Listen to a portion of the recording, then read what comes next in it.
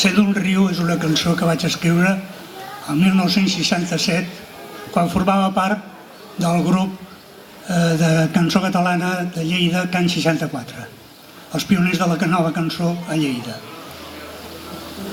És una cançó d'enyor. Ser d'un riu on tremolen paraules. Ser d'un riu que infanta nius a les branques, quan arriba l'estiu, els vells pollancres dels marges. Ser d'un riu que ja han cantat altres versos. Ser d'un riu que ja han plorat altres ulls quan els capvespres encesos el pensen, com jo, de lluny. Ser d'un riu que eixampla una terra ferma i somriu regant la fresca vall, mentre el castell, com sense esma, s'hi ofega cap per avall. I quan miro els teus ulls tan clars, em torna a la memòria.